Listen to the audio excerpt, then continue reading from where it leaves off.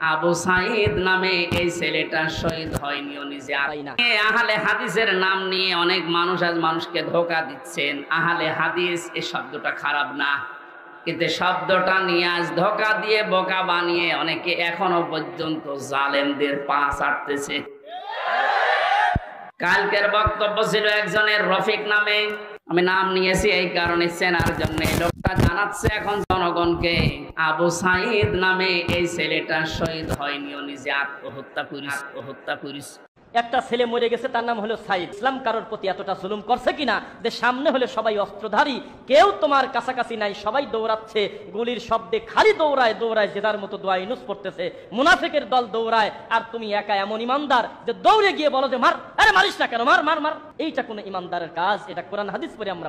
বিশ্বনবী কোরআন হাদিসের ভেতরে তিনি স্পষ্ট ভাবে জানিয়েছেন, কেউ যদি দেওয়াল চাপা পড়ে মারা যায় সে শহীদের মর্যাদা পায়, পানিতে ডুবে মারা যায় শহীদের মর্যাদা পায়। এ কথা কি নতুন শুনছেন? বলেন। আগুনে পড়ে যদি কেউ মারা যায় সে যদি শহীদের মর্যাদা পায়, অ্যাক্সিডেন্ট করে মরলে যদি শাহাদাতের মর্যাদা পায়, এই পৃথিবীর ময়দানে জালেমদের জুলুমের সামনে মোকাবেলা করতে গিয়ে নিজের জীবনটা যে দিয়ে দিল, তাকে আপনি শহীদ বলতে আপনার অসুবিধা লাগে কোন জায়গায় বলেন তো দেখি? এবার আমাদের দুইটা নোটিশ বলছে, যেহেতু এই শব্দটা শুনি আজ 2 দিন ধরে অনেক জালেমের দোসর যারা, তারা এখনো পর্যন্ত অপপ্রচার চালাচ্ছে এদের বিরুদ্ধে, এই জন্য দুইটা নোটিশ বলছি। সূরা বাকারার 154 নাম্বার আয়াত, 2 নাম্বার পারা, 2 নাম্বার পৃষ্ঠা, 12 নাম্বার 13 নাম্বার লাইনে আছে, ভালো করে মিলাবেন। আল্লাহ পাক বলেন, আলা তাকুলু লিমান ইয়াকতালু ফি সাবিলিল্লাহি আমওয়াত বাল আহয়াউ ওয়ালাকিন লা তাশউরুন। আপনি হয়তো এভাবে এতদিন চিন্তা করেননি, যেভাবে আমি বলছি মিলিয়ে দেখেন। আল্লাহ বলেন, আলা তাকুলু, হে পৃথিবীর লোকেরা, কেউ এ কথা মুখ দিয়ে বলবা না। কথা বলে মানুষ কি দিয়ে? বলো না কেন? এই জন্য মুখের ওপর আল্লাহ নোটিশ দিয়েছেন, কেউ এ কথা বলবা না। 1 জন 2 জন না, কেউ বলবা না, বহু বচন। লিমান ইয়াকতালু ফি সাবিলিল্লাহি আমওয়াত, আমি আল্লাহর জন্য, মানবতার জন্য যারা জীবন দিয়ে গেল, এ মানুষ মরে গেছে, এ কথা বলবা না। বাল আহয়াউন, বরং তারা জীবিত। ওয়ালাকিন লা তাশউরুন, কিন্তু তোমরা টের পাও না। এটা তো মুখের উপর আল্লাহ দিলেন, মানুষ মুখের পরে অন্তরেও ধারণা করতে পারে। ধারণা করা কি দিয়ে? অন্তর দিয়ে মানুষ যেন ধারণাও না করে যে তারা শহীদ হয়নি, তারা এমনি মারা গেছে, কথা যেন ধারণাও না করে। সূরা আলে ইমরান 4 নাম্বার পারার 11 নাম্বার পৃষ্ঠা 9 নাম্বার লাইনের 159 নাম্বার আয়াতে 69 নাম্বার আয়াতে আল্লাহ জানিয়েছেন, ওয়ালা তাহসাবান্নাল্লাযীনা কুতিলু ফি সাবিলিল্লাহি আমওয়াতা বাল আহয়াউন ইনদা রাব্বিহিম ইরযাকুন।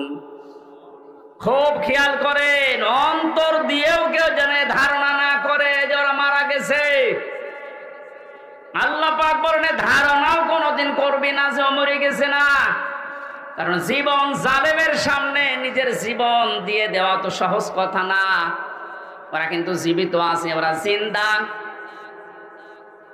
ইনদা রাব্বিহিম ইরযাকুন, তারা তাদের রবের কাছেই রিজিক পাচ্ছে।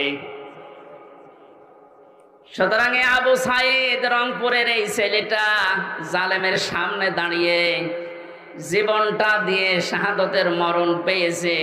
এটা কোনোদিন আপনি মুখ দিয়ে যেন না বলেন যে লোকটা মরে গেছে, ধারণাও না করেন যে ও মরে গেছে না, ও শহীদ হয়েছে। কি হয়েছে? স্বাধীনভাবে কথা বলতে পারতাম না। পাশের জেলায় বাড়ি আমার, নাটোর, কুষ্টিয়া।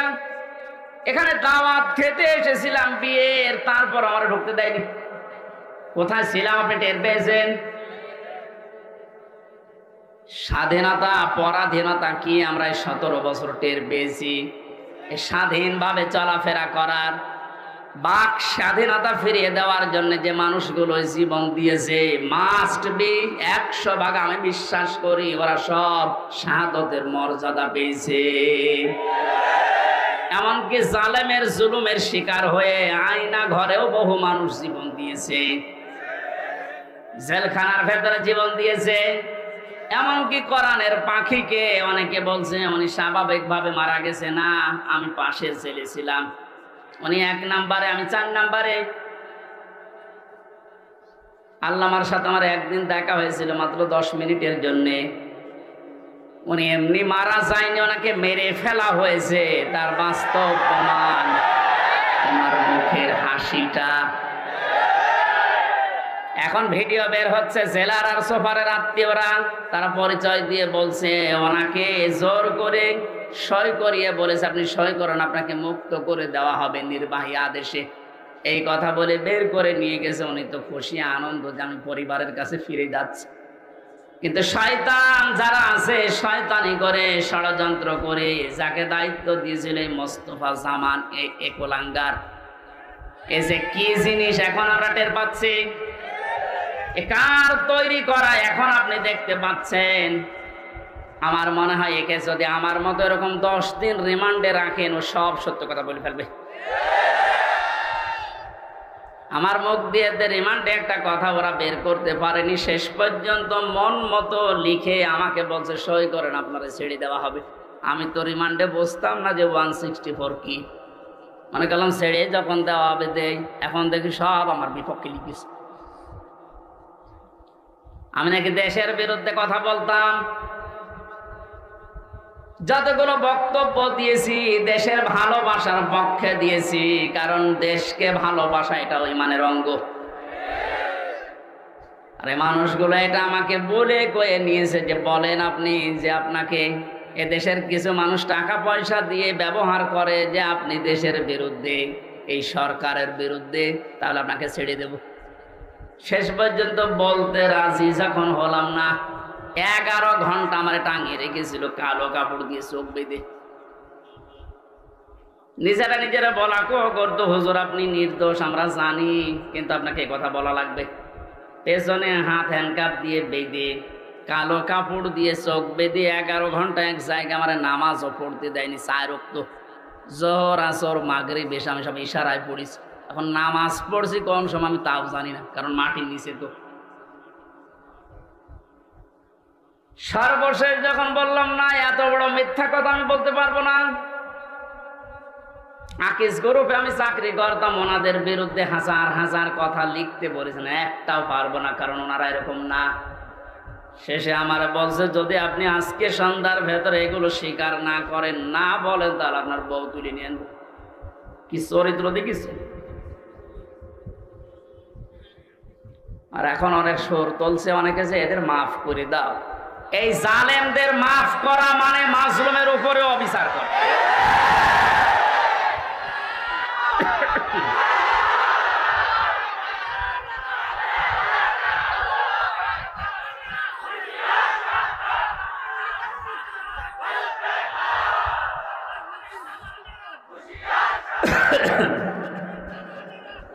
আমার ভাইরা, যে আল্লাহ আমাদেরকে স্বাধীন বাংলাদেশে পরাধীন ছিলাম, আবার নতুন করে স্বাধীন হওয়ার একটা স্বাদ আমাদেরকে দেখালেন।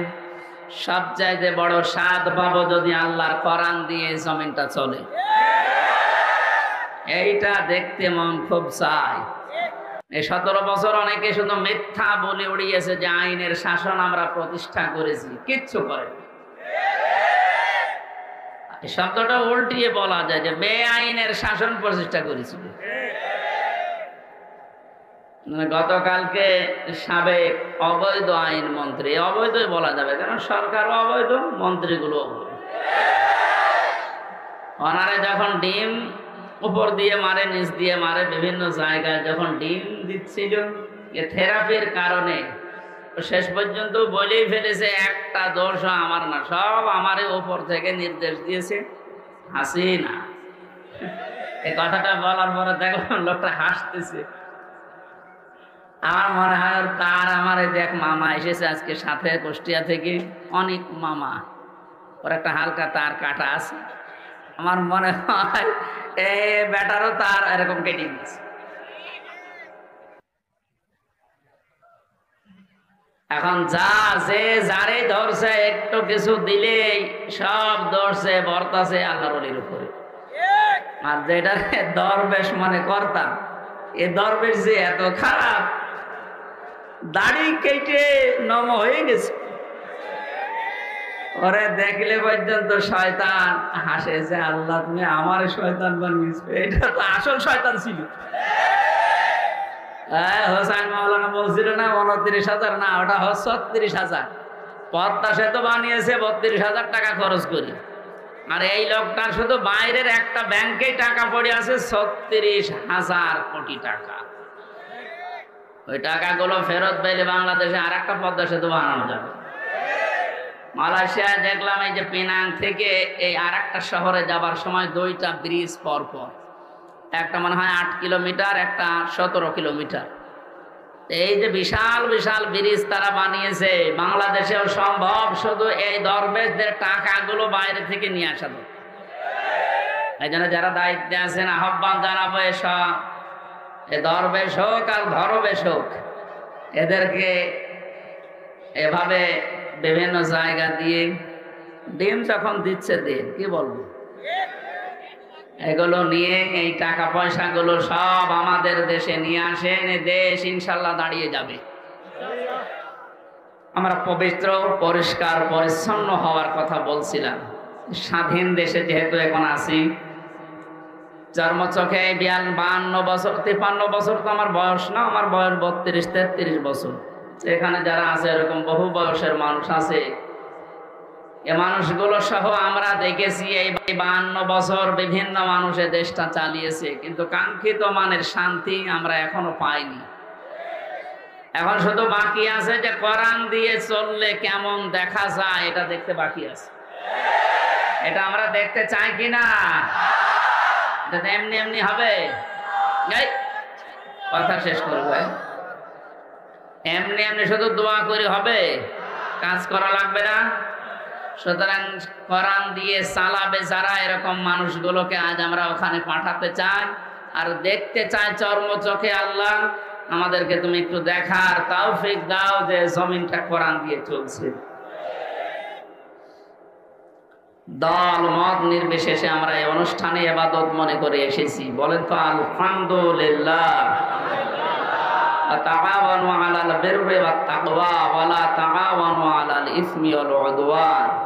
আল্লাহর ঘোষণা, এই পৃথিবীতে তোমরা ভালো কাজে, নেক কাজে একে অন্যকে সাহায্য করো, অন্যায় কাজ করবা না, অন্যায় কাজে সাহায্য সহযোগিতা করবা না।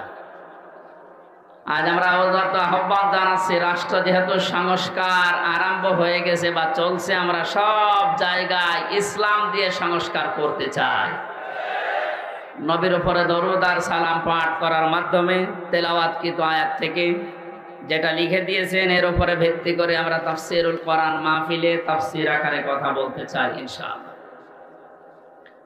জবান খুলে কোরআনে কারিম থেকে। আমি যেহেতু 8-9 দিন ছিলাম, মাওলানা মিজানুর রহমান আজহারি ভাই, এরপরে ডেভিড লিও নামে একজন আছে, ইসলামিক চিন্তাবিদ, স্কলার, অনেক দামি লোক। এরপরে ডক্টর জাকির নায়েক সাহেবের সাথে দেখা হয়নি, হওয়ার কথা ছিল। এ মানুষগুলোর কাছে মিশে আমি যেই কয়েকদিন ছিলাম, আমি সবচাইতে বড় বিষয় পেয়েছি, ওনারা আলেমদের কিছু দায়িত্ব কর্তব্য, যেহেতু ওনারাও মজলুম মানুষ, আসবে, দেশে ফিরে আসবে। মিজান ভাই জানিয়েছে আমি কিছুদিনের ভেতরে এই দেশে যাব। আমি বলেছিলাম ভাই দেশে আসার পরে কুষ্টিয়া, আমার জন্মভূমি, কুষ্টিয়াতে কোরআনের কথাগুলো চলে না, কারণ যে 2জন শয়তান এই বাংলাদেশে আল্লাহ পাঠিয়েছে ওই জেলায়। আমার জন্মভূমি, তারপরও আমারে বলতো না। এই যে খুলনা বিভাগের 10-11টা জেলা, একটাতেও আমার কথা বলতে দিত না। যাওয়ার আগে 144 ধারা জারি হয়ে যেত। এখন যেহেতু সুযোগ এসেছে, ওনাকে বললাম আমার কুষ্টিয়া দিয়ে আপনি কোরআনের কথাগুলো আরম্ভ করবেন। উনি সময় দিতে চেয়েছি, দেখি দেশে আসো ইনশাআল্লাহ। বাংলাদেশের প্রত্যেকটি জায়গা, তখন আর জামাতের প্রোডাক্ট কেউ বলতে পারবে না। যারা বলতো তারা এখন কবরে। আল্লাহ রাব্বুল আলামিন তার কোরআনে কারীমকে যেন উন্মুক্ত করে দেন দেশের জন্য এবং প্রতিষ্ঠা করে দেন, বলেন আমিন। সূরা আরাফ কোন সূরা বলেন তো? 157 নম্বর, একটা মাত্র আয়াতের 4 ভাগের 1 ভাগ আমরা পড়েছি। বিশ্বনবীর হাদিস লক্ষ লক্ষ, সেখান থেকে একটা হাদিস নবীজির জামাই হযরতে আলীর বর্ণনা করা, যোগের সাথে মিলিয়ে আমরা তেলাওয়াত করলাম। এই দুইটাকে সামনে রেখে কোরআন যেভাবে তাফসীর করা লাগে হক আদায় করে চেষ্টা চালাচ্ছি ইনশাআল্লাহ। এটা যেহেতু মমতাজের কনসার্ট না, সে মহিলার এখন আর কনসার্ট করা সম্ভব না, কারণ তারও দোলাদুলি এখন আর কেউ দেখতে চায় না, ও ফেটেও আর কারো যাচ্ছে না। ফেটে যাচ্ছে না, এখন সারা বাংলাদেশে শুধু আল্লাহর কথা হবে। কারণ মানুষের জিকির করে আমরা বহু দেখেছি, একটা মানুষের আলোচনা, একটা মানুষের জিকির যে পরিমাণ হয়েছিল, যদি আল্লাহর জিকির ওই পরিমাণ এই দেশে হতো, আমরা আল্লাহর ওলি হয়ে যেতাম। আল্লাহরও মনে হয় সহ্যের বাইরে চলে গেছে, না তো এত অপমান তো আমি ফেরাউনকেও হতে দেখিনি। আমি তার জীবনী পড়েছি, তাহলে এত অপমান হয়নি। আল্লাহ রাব্বুল আলামিন কোরআনে কারীম কিভাবে মানুষের সামনে উপস্থাপন করা লাগে এটা আমাদের শিখিয়েছেন ১৫০০ বছর আগে। আমরা আল্লাহর ওই ধরনটা সামনে নিয়ে আসি, নাকি আমার মন মতো বলবো না। আল্লাহ পাক বলেন, কিতাবুন উনজিলা ইলাইকা ফালা ইয়াকুন ফি সাদরিকা হারাজুম মিনহু লিতুনদিরা বিহি ওয়া যিকরা লিল মুমিনিন। আল্লাহ বলেন, এই একটা কিতাব, পৃথিবীতে একটাই মাত্র কিতাবের নাম আল্লাহ জানিয়েছেন, তার নাম কোরআন শরীফ।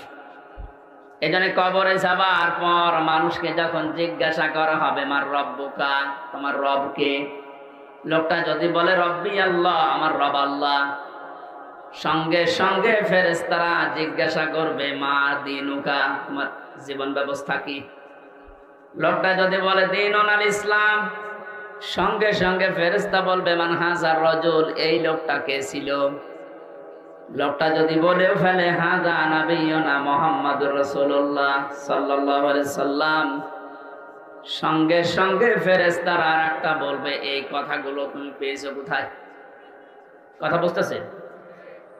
আপনি পৃথিবীর কোন বইয়ের নাম, কিতাবের নাম বললে ফেরেশতারা কিন্তু ওগুলো চিনবে না। আপনাকে সঙ্গে সঙ্গে জবাব দিতে হলে বলা লাগবে আমি কোরআনে পেয়েছি, কারণ ফেরেশতারা এই একটা কিতাব চেনে।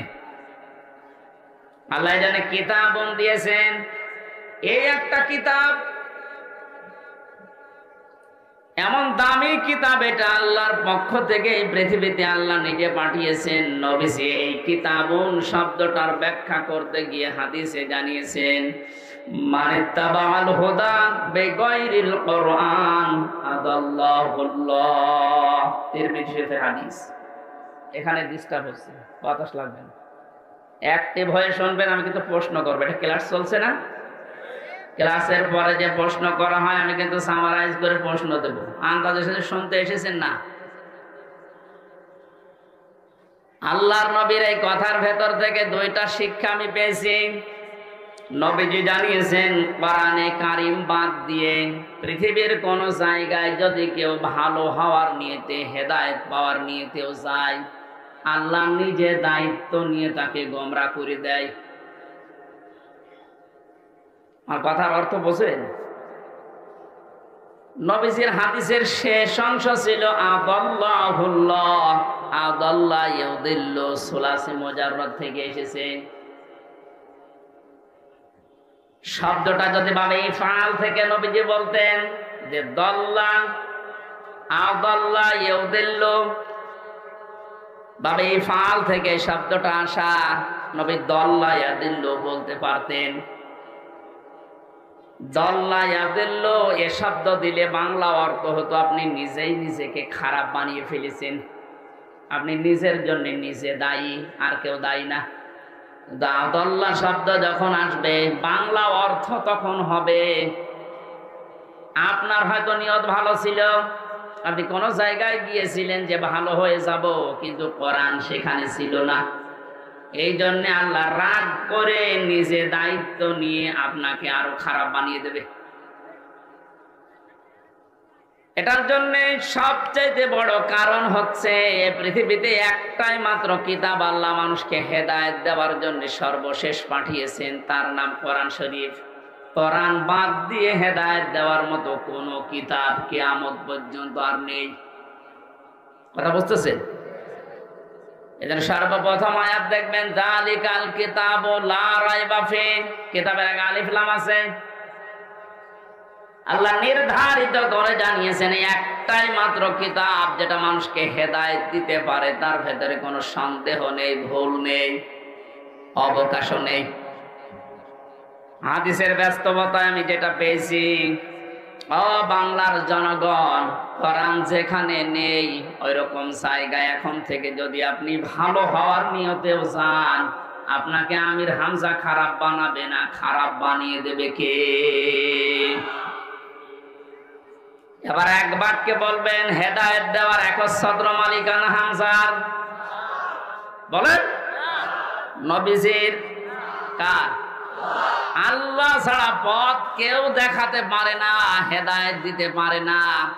উনি যদি বলেন আমি তোকে খারাপ বানাবো, বলেন তো কে আছে আপনাকে পথ দেখাবে? বলেন। এই জন্যে আমার শেষ কথা, ফাইনাল কথা এইটাই, আজকে থেকে সিদ্ধান্ত দৃঢ়ভাবে নেওয়া লাগবে।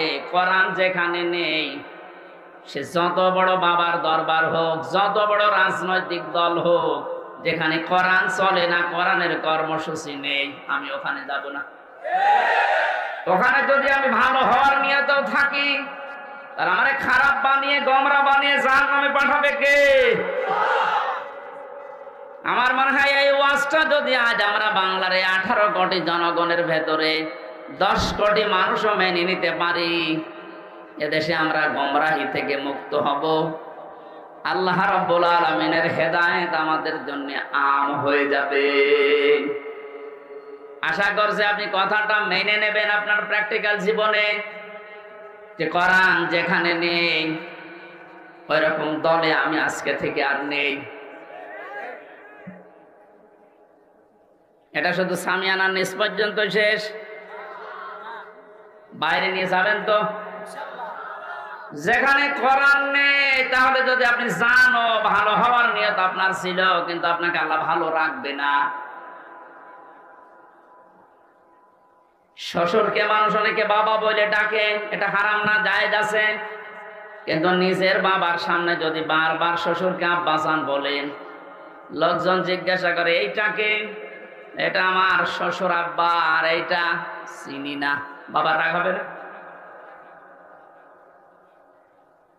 বাবা বলা জায়েজ আছে বলে আপনি একেবারে সব সময় মুখে ফেনা তুলে ফেলবেন আব্বাজান বলে, আসল যেটা জন্মদাতা বাবা, ওর কোনো খবর নেই।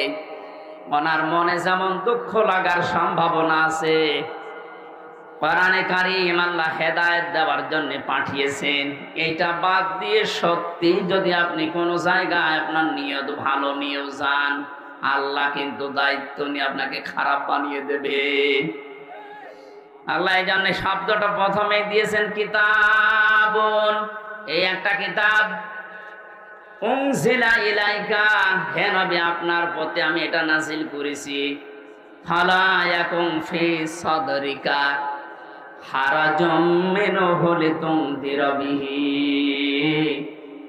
এই কিতাব দিয়ে যখন ওয়াজ করবেন, এই কিতাব দিয়ে আপনার উম্মতদেরকে যখন সতর্ক করবেন, তখন আপনার মনের ভেতরে যেন কোনো সংকীর্ণতা না আসে।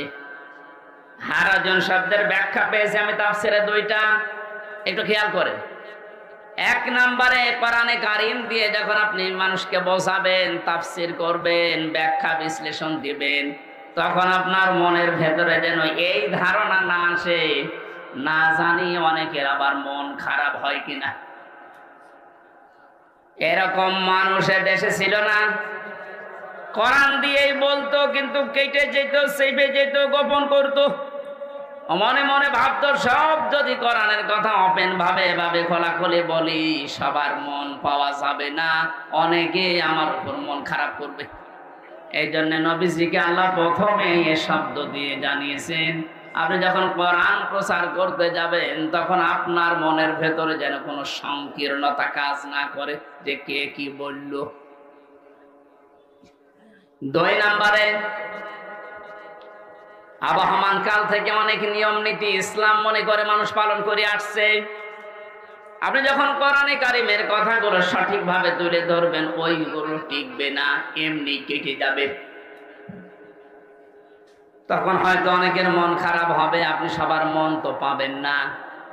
এই জন্য আপনাকে বলছি, কে কি মনে করবে বলবে, কারো দিকে তাকাবেন না। আপনার মনও যেন ছোট না হয়, সংকীর্ণ না হয়। সঠিক কথাগুলো তুলে ধরার দায়িত্ব আপনার, আর হেদায়েত দেওয়ার দায়িত্ব আমি আল্লাহর।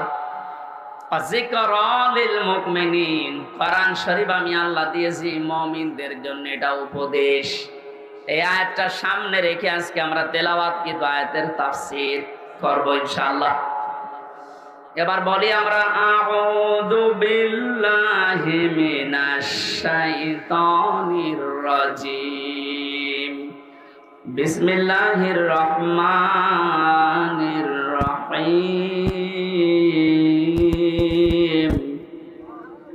আল্লাযীনা ইয়াত্তাবিউনার রাসূলান নাবিয়্যাল উম্মিয়্যাল্লাযী ইয়াজিদুনাহু মাকতুবা। সাদাকাল্লাহুল আযীম। কোন সূরা বলেন তো? আরাফ। আরাফ মানে? আরাফ মানে প্রাচীর। আরাফ মানে কি? বিভিন্ন অর্থ আছে। আরাফের অন্যতম অর্থ হচ্ছে আরাফ মানে প্রাচীর। কিয়ামতের দিন আল্লাহ জান্নাত জাহান্নামের মাঝে একটা প্রাচীর দাঁড় করাবেন, ওই জায়গায় বসাবেন। জান্নাতেও দেবে না, জাহান্নামেও দেবে না, ওখানে স্টিল তারা বসে থাকবে, দাঁড়িয়ে থাকবে। এই খেয়াল করেন, এদিকে এত নড়াচড়া, কি সমস্যা? কি এদিকে আসার দরকার নেই। দেখেন তো উনি কি বলে, দেখেন না, উনি তো বলো হয়েছে, ঠিক আছে না। আপনি যদি আমল করতে না পারেন তাহলে তো আসার দরকার নেই।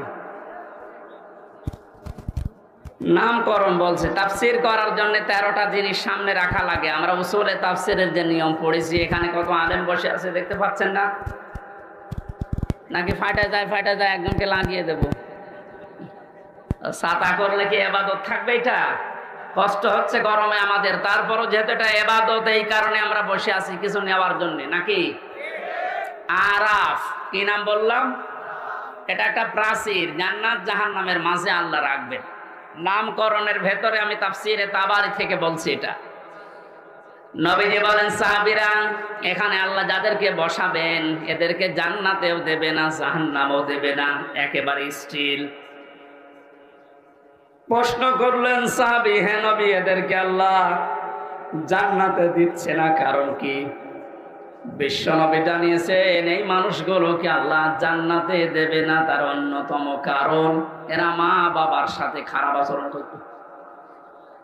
এরা নামাজ পড়েছে, রোজা রেখেছে, ভালো ভালো কাজের আঞ্জাম দুনিয়ায় দিয়েছে, দান সাদগা এদের সব ছিল, শুধু একটা বিষয়, পারিবারিক জীবনে মা বাবার সাথে এদের ভালো ব্যবহার ছিল না। এখানে কোরআনে কারিমে আল্লাহ জানিয়েছেন, ক্বাদা রাব্বুকা আল্লা তা'বুদু ইল্লা ইয়্যাহু ওয়া বিল ওয়ালিদাইনি ইহসানা। আমি আল্লাহ রায় দিয়েছি। রায় দিচ্ছেন কে? আমি আল্লাহ রায় দিয়েছি, ফয়সালা করেছি, সিদ্ধান্ত নিয়ে ফেলেছি যে আমি আল্লাহ ছাড়া কারো ইবাদত করা যাবে না। আর মা বাবা যাদের আছে তাদের সাথে ভালো ব্যবহার করা লাগবে। আয়াতের ভেতরে 2টা বিষয় পেয়েছি। কয়টা? এই যে আল্লাহর ইবাদত করা লাগবে, আল্লাহর আইন মানা লাগবে, কোনো প্রশ্ন করা যাবে? বলেন বলেন, আপনার বুঝে আসুক বা না আসুক, আল্লাহর আইন, আল্লাহর ইবাদত মাস্ট বি। আপনাকে এই জন্য আল্লাহ বানিয়েছে। তাহলে আল্লাহর আইন মানা এটা ফরজ। আল্লাহর আইন মানা কি? আরো জোরে বলেন। মা বাবার আইন মানা কি? না, এই শোনেন, মাঝখানে ওয়া আল্লাহ দিয়েছেন খেলা করার জন্য দিয়েছেন।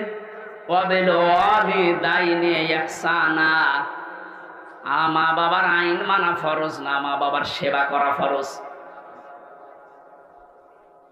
মা বাবার পেছনে খরচ করা, তাদের সেবা শুশ্রূষা করা, এটা কিন্তু নফল না, মুস্তাহাব না, মুবাহ না। এটা আল্লাহর নামাজ যেমন পড়েন ঠিক ওই রকম ফরজ। এ মানুষগুলো এই কাজ করে না, এই জন্য আল্লাহ এই জায়গায় দাঁড় করিয়ে রেখেছে। সাহাবী বলেন, হে নবী, এদেরকে আল্লাহ জাহান্নামে দেয় না কেন? তাহলে বিশ্ব নবী বলেন, সাহাবীরা এই মানুষগুলো দিন কায়েমের জন্য দুনিয়ায় আন্দোলন করেছে, চেষ্টা চালিয়েছে, এই কারণে জাহান্নামও দেয় না। তাহলে হাদিস থেকে বোঝা যায়, দুনিয়ায় যারা দিন কায়েমের জন্য চেষ্টা চালাবে, সংগ্রাম করবে, মুজাহাদা করবে, এ মানুষগুলোর জন্য জাহান্নামের আগুন হারাম। আমরা জাহান্নামে যেতে চাই না, কারণ যারা আমরা ইসলাম এই পৃথিবীতে দাঁড় করানোর জন্য, কায়েম করার জন্য চেষ্টা চালিয়ে যাচ্ছি, খাদেম হিসাবে, কামলা হিসাবে, আমাদেরকে আল্লাহ জাহান্নামে দেবেন, আপনি বিশ্বাস করতে পারেন। তো পারিবারিক জীবনে যেন এমন কোন কাজ আমরা না করি যে না মানে জান্নাতেও যেতে পারছি না। এখন একটা ছোট্ট প্রশ্ন এখানে আছে, আজ হাজার লক্ষ পরিবারে আমরা অনেকেই চেষ্টা করে যাচ্ছি যে পারিবারিক জীবনে আমরা শান্তি সুখে কাটাবো, যেন জাহান্নামে যাওয়া না লাগে মা বাবার সাথে আচরণ খারাপ করার কারণে। তো অনেক পরিবারে আমরা বাস্তবে দেখতে পাচ্ছি, স্ত্রীর কারণে আর স্ত্রীর মা বাবার এই কুপরামর্শের কারণে অনেক সংসারে সন্তান মা বাবার সাথে ভালো আচরণ করতে পারছে না। সম্মানিত মা বোন যারা বিভিন্ন জায়গায় বসে আছেন, শুধু নামাজ পড়ার পর্দা করা ইবাদত না, মানুষের সাথে মুআমালাত, মুআশারাত, পারিবারিক জীবনে নিজের নিকট আত্মীয় স্বজনের সাথে ভালো ব্যবহার করা ইবাদত। এটা হাজারো পরিবারে নেই। এজন্য অনেক মানুষ ইসলামও সঠিকভাবে মানতেও পারছে না। বাস্তবতায় সে দান, সাদকা, নামাজ, রোজা, হজ, যাকাত বহু কিছু করছে, পারিবারিক জীবনে স্ত্রীর শুধু মন ছোট থাকার কারণে নিজেও বাধ্য হয় স্ত্রীর কারণে মা বাবার সাথে খারাপ ব্যবহার করতে। আপনি কিন্তু আমাকে আরাফ নামক জায়গায় দাঁড় করাতে বাধ্য করছেন। সুতরাং স্ত্রী যারা এসেছেন ওরা মন উদার করবেন, মনে করবেন যাদের বাড়িতে আসলাম এগুলো আমার মা আর বাবা। আমি হাজারো মেয়ে লোককে দেখেছি, নিজের মা বাবা দোষ করলেও কিছু মনে করে না, মাফ করে দেয়, মানিয়ে নেয়। তো শ্বশুর শাশুড়ি একটু ভুল করলে মানাতে পারে না, তখন স্বামীর কাছে আস্তে আস্তে কানে কানে কথা তুলে দেয়। এরকম মহিলা দেশে নেই? শ্বশুর শাশুড়ি যারা বসে আছেন ওরা তো এখন বগল বাজাচ্ছে যে কাজ হচ্ছে। কোরআনে কারীম জানিয়েছে, ওয়াকুলু লিন-নাসি হুসনা, মানুষের সামনে হাসি মুখে ভালো কথা বলবা, এটা একটা সাদকা দেওয়ার সওয়াব হয়ে যাবে। আপনি শ্বশুর আর শাশুড়ি হয়েছেন তাতে কি? মেয়েটা আজ 18 বছর, 20 বছর, 22 বছর পরে আপনার বাড়িতে এসেছে, এটাকে নিজের মেয়ের মতো মনে করতে পারেন না। আল্লাহর কসম, আমি আল্লাহকে সামনে নিয়ে বলছি, সাক্ষী করে বলছি, সত্যি যদি মা আর বাবা নিজের মেয়েকে, নিজের ছেলেকে যে নজরে দেখে, পুত্রবধূকে এই নজরে যদি দেখতে পারতো, আমরা হাজারো সন্তান আরাফ নামক জায়গায় থাকতাম না। এটা আহ্বান জানাচ্ছি। আমরা তো চেষ্টা করছি, কিন্তু আপনাদের এই ছোট মনের কারণে পারছি না। আপনার মনটা উদার করেন, কি করবেন আপনি দুনিয়ার এই সয় সম্পদ দিয়ে যদি জাহান্নামে যাওয়া লাগে? আল্লাহ আমাদেরকে আরাফ নামক এই জায়গায় যেন দাঁড় করিয়ে ভাগ্য হত না করেন। নবীজি কিন্তু হাদিসের শেষে আর বলেননি যে এরা যাবে কোথায়। বলেন তো এই হাদিসে পর্যন্ত থাকলে কি দাঁড়াচ্ছে অর্থ? জান্নাতেও যেতে পারছি না শুধুমাত্র এই কারণে, জাহান্নামও আল্লাহ দিচ্ছে না আমি ইসলামী আন্দোলন করার কারণে। অথচ এই জায়গায় যদি দাঁড়িয়ে থাকা লাগে আবাদান আমার মতো হতভাগ্য মানুষ আর আছে। আল্লাহ আমাদেরকে হেফাজত করুন, বলেন আমিন। মক্কায় নাজিল হয়েছে সূরাটা, 206টা আয়াত আছে, 16টা রুকু আছে। ক্রমিক নাম্বার হিসাবে কোরআনে কারিমের এটা 7 নাম্বার সূরা। মাত্র একটা আয়াতের 4 ভাগের 1 ভাগ পড়েছি। আয়াতের ভেতরে 3টা বিষয় আমরা আলোচনা নিয়ে আসব। 1 নম্বরে আমাদের নবী মুহাম্মদ রাসূলুল্লাহ 3টা গুণ আল্লাহ দিয়েছেন। কয়টা? যেহেতু বর্তমান প্রেক্ষাপটের সাথে আয়াতের একেবারে হুবহু মিল আছে। 2 নম্বরে আল্লাহর নবীর কর্মসূচি ছিল এই দুনিয়ায়, আয়াতের ভেতর থেকে আমরা 6টা পেয়েছি। কয়টা? 3 নম্বরে আমরা যারা তার উম্মত এখন দাবি করব কিয়ামত পর্যন্ত, তাদের কর্মসূচি হবে, তাদের করণীয় হবে 4টা। তাহলে নবীজির পরিচয় তুলে ধরা হবে আয়াত দিয়ে 3টা, বিশ্বনবীর কর্মসূচি তুলে ধরা হবে 6টা, আর আমাদের করণীয় তুলে ধরা হবে 4টা।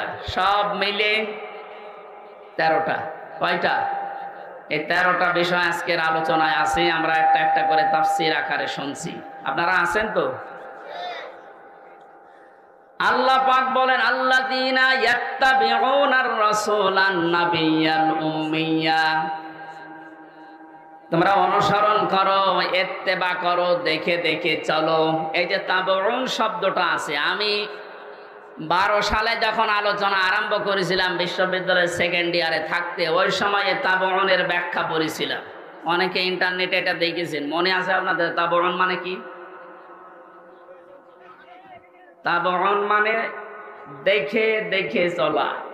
আপনার সামনে একটা মানুষ হেঁটে যাচ্ছে, কিভাবে কিভাবে পা লাগায়, কোথায় হাত নাড়ায়, মাজা দোলায়, কিভাবে তাকায়, একেবারে ওইভাবে হুবহু ওই জায়গায় পা ফেলে হাত নাড়িয়ে মাজা দলিয়ে চলার নাম তাবউন।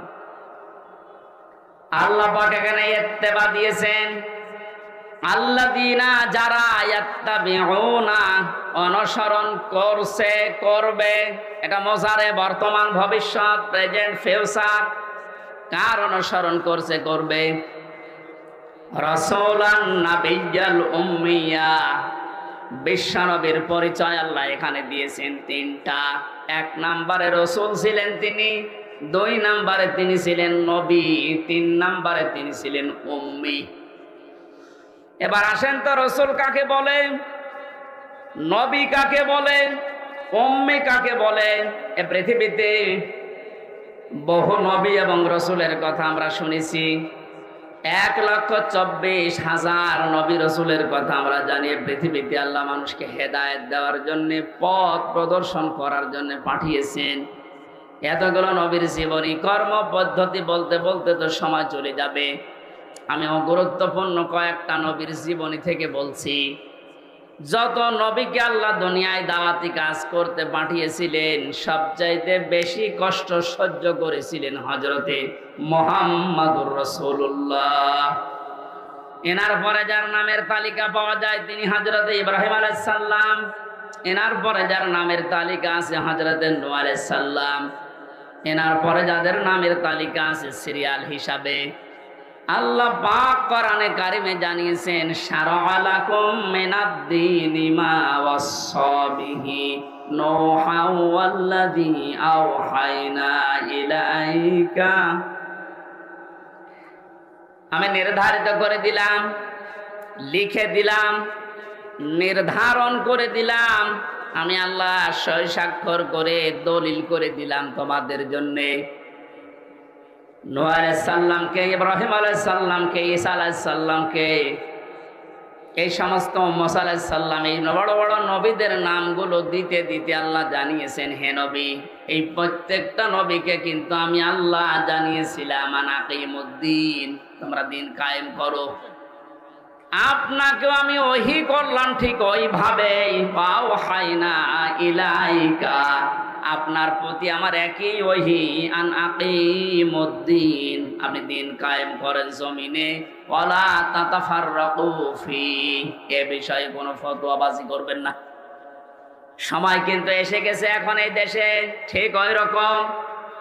আর যে যেখানে যে মতে চলেন না কেন, সবাইকে আমরা আহ্বান জানাচ্ছি, সবাই আসেন ঐক্যবদ্ধ হয়ে আল্লাহর দিন কোরআনে কারীম ইসলাম এই দেশে আমরা এখন কায়েম করার পরিবেশ তৈরি করি। সত্যি যদি এটা কায়েম না হয়, হালালকে হালাল জেনে অনেক সময় মানা যাবে না, হারামকে হারাম জানার পরও ছেড়ে দেওয়া যাবে না। এ 17 বছর যেটা দেখলাম, এই জন্য আমাদের সবচেয়ে বড় কাজ হবে এখন আল্লাহর এই জমিনে আল্লাহর দিন কি করে কায়েম করা যায়, দাঁড় করানো যায়। বিশ্ব নবী মুহাম্মদ রাসূলুল্লাহকে আল্লাহ রাসূল বলে ঘোষণা দিচ্ছেন যে হে নবী, আপনি আপনার পরিচয় উম্মতদের সামনে দেবেন যে আমি তোমাদের জন্য রাসূল হয়ে এসেছি। 511 জন রাসূলের কথা আমরা পড়েছি, আর বাকিগুলো সব আল্লাহর নবী হিসাবে পাঠিয়েছিলেন।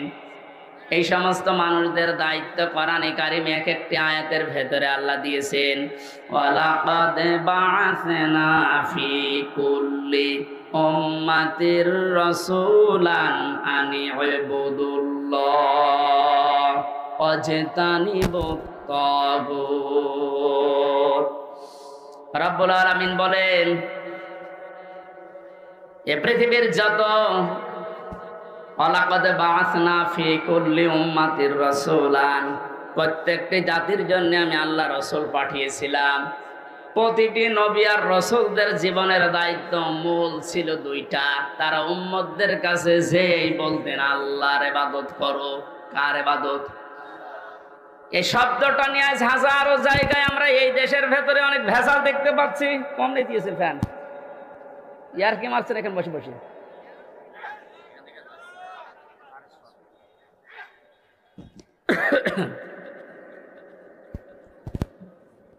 এই যে ইবাদত, এই শব্দটা ব্যাপক অর্থবোধক একটা শব্দ।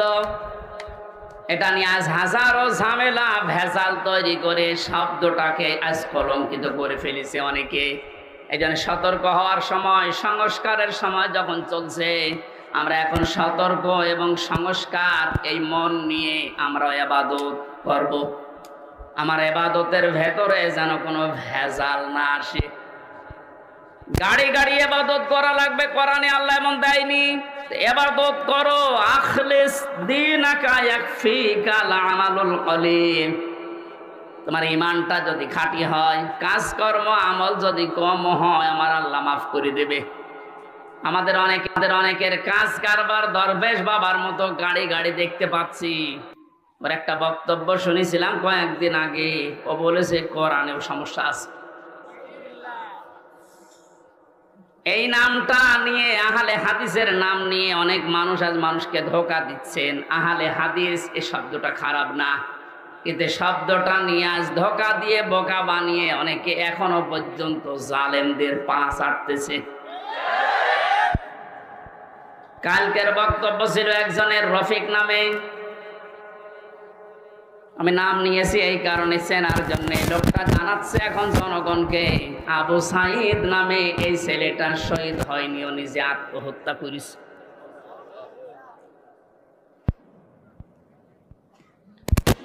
বিশ্বনবী কোরআন হাদিসের ভেতরে তিনি স্পষ্টভাবে জানিয়েছেন, কেউ যদি দেওয়াল চাপা পড়ে মারা যায় সে শহীদের মর্যাদা পায়, পানিতে ডুবে মারা যায় শহীদের মর্যাদা পায়। এ কথা কি নতুন শুনছেন? বলেন। আগুনে পড়ে যদি কেউ মারা যায় সে যদি শহীদের মর্যাদা পায়, অ্যাক্সিডেন্ট করে মরলে যদি শাহাদাতের মর্যাদা পায়, এই পৃথিবীর ময়দানে জালেমদের জুলুমের সামনে মোকাবেলা করতে গিয়ে নিজের জীবনটা যে দিয়ে দিল, তাকে আপনি শহীদ বলতে আপনার অসুবিধা লাগে কোন জায়গায় বলেন তো দেখি?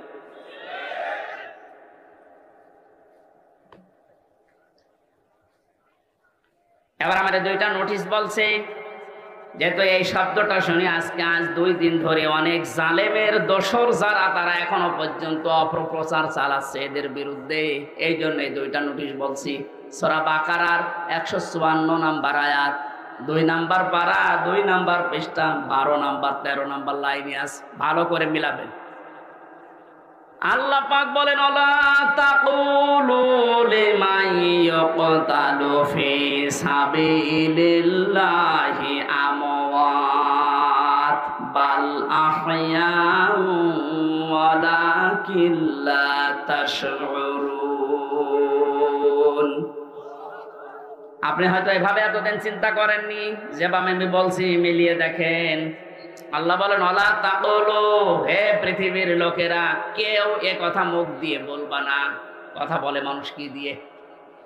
বলো না কেন? এই জন্য মুখের ওপর আল্লাহ নোটিশ দিয়েছেন, কেউ এ কথা বলবা না। একজন দুইজন না, কেউ বলবা না, বহু বচন। লিমা ইয়ুকতালু ফি সাবিলিল্লাহি আমওয়াত, আমি আল্লাহর জন্য, মানবতার জন্য যারা জীবন দিয়ে গেল, এই মানুষ মরে গেছে, এ কথা বলবা না। বাল আহয়াউন, বরং তারা জীবিত। ওয়ালাকিন লা তাশউরুন, কিন্তু তোমরা টের পাও না। এটা তো মুখের ওপর আল্লাহ দিলেন, মানুষ মুখের পরে অন্তরেও ধারণা করতে পারে। ধারণা করা কি দিয়ে? অন্তর দিয়ে মানুষ যেন ধারণাও না করে যে তারা শহীদ হয়নি, তারা এমনি মারা গেছে, কথা যেন ধারণাও না করে।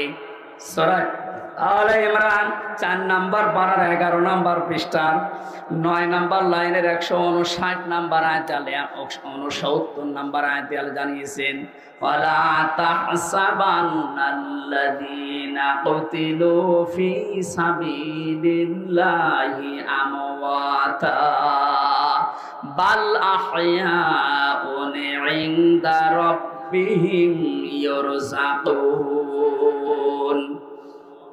খুব খেয়াল করেন, অন্তর দিয়েও কেউ যেন ধারণা না করে যে ওরা মারা গেছে।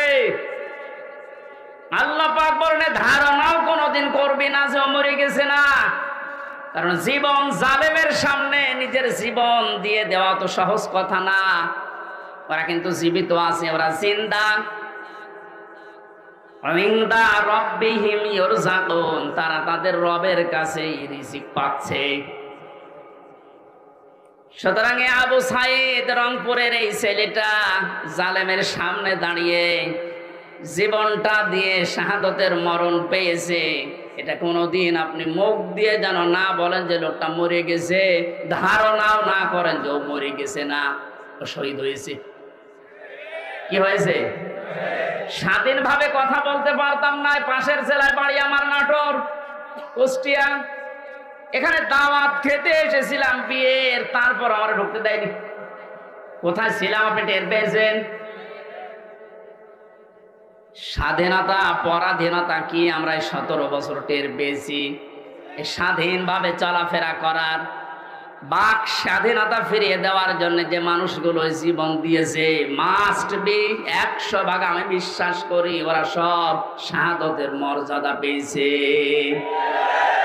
এমনকি জালেমের জুলুমের শিকার হয়ে আয়না ঘরেও বহু মানুষ জীবন দিয়েছে, জেলখানার ভেতরে জীবন দিয়েছে। এমনকি কোরআনের পাখিকে অনেকে বলছে উনি স্বাভাবিকভাবে মারা গেছে। না, আমি পাশের জেলে ছিলাম, উনি 1 নম্বরে, আমি 4 নম্বরে। আল্লামার সাথে আমার একদিন দেখা হয়েছিল, মাত্র 10 মিনিটের জন্যে। উনি এমনি মারা যায়নি, ওনাকে মেরে ফেলা হয়েছে। তার বাস্তব প্রমাণ আমার মুখের হাসিটা। এখন ভিডিও বের হচ্ছে, জেলার আর সোফারের আত্মীয়রা তারা পরিচয় দিয়ে বলছে ওনাকে জোর করে সই করিয়ে বলেছে আপনি সই করেন, আপনাকে মুক্ত করে দেওয়া হবে নির্বাহী আদেশে। এই কথা বলে বের করে নিয়ে গেছে। উনি তো খুশি আনন্দ যে আমি পরিবারের কাছে ফিরে যাচ্ছি। কিন্তু শয়তান যারা আছে, শয়তানি করে, ষড়যন্ত্র করে, যাকে দায়িত্ব দিয়েছিল মোস্তফা জামান এ কোলাঙ্গার, এই যে কি জিনিস এখন আমরা টের পাচ্ছি। এ কার তৈরি করা এখন আপনি দেখতে পাচ্ছেন। আমার মনে হয় একে যদি আমার মতো এরকম 10 দিন রিমান্ডে রাখেন, ও সব সত্য কথা বলে ফেলবে। আমার মুখ দিয়ে রিমান্ডে একটা কথা ওরা বের করতে পারেনি। শেষ পর্যন্ত মন মতো লিখে আমাকে বলছে সই করেন, আপনারা ছেড়ে দেওয়া হবে। আমি তো রিমান্ডে বসতাম না যে 164 কি, মনে করলাম ছেড়ে যখন দেওয়া হবে দেই। এখন দেখি সব আমার বিপক্ষে লিখিস। আমি নাকি দেশের বিরুদ্ধে কথা বলতাম।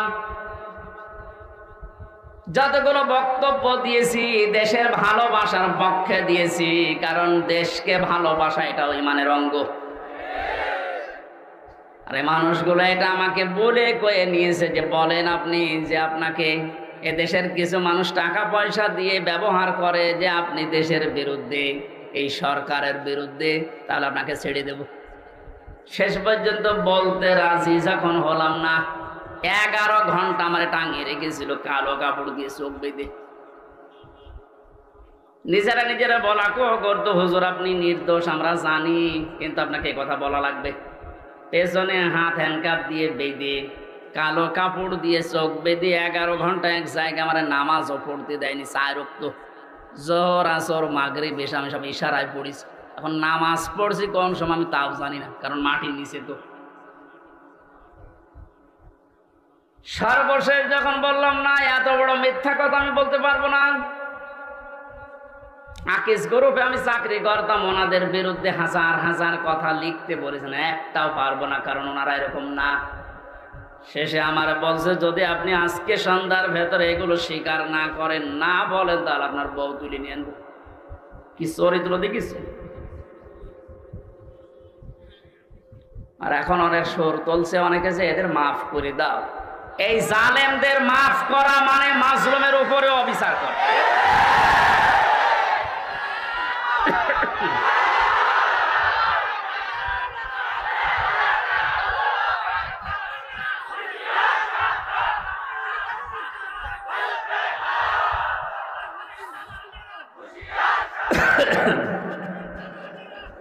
আমার ভাইরা, আপনি আমান আজমের জীবন ফিরিয়ে দিতে পারবেন? ব্যারিস্টার আরমানের স্ত্রীর কাছে আপনি কি জবাব দেবেন বলেন? কোথায় পৌঁছিয়েছেন তার জীবনটা? কি ট্যালেন্টেড সন্তান ছিল মীর কাশেম আলীর।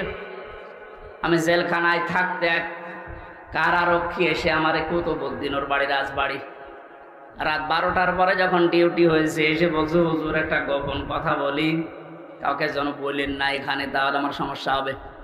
কি হয়েছে বলে, আমি যেদিন দায়িত্বে ছিলাম মীর কাশেম আলীর, যেদিন ফাঁসি হবে লোকটাকে যে বললাম, স্যার আর সময় নেই, মাত্র 3 ঘন্টা আছে, আপনি প্রস্তুতি নেন।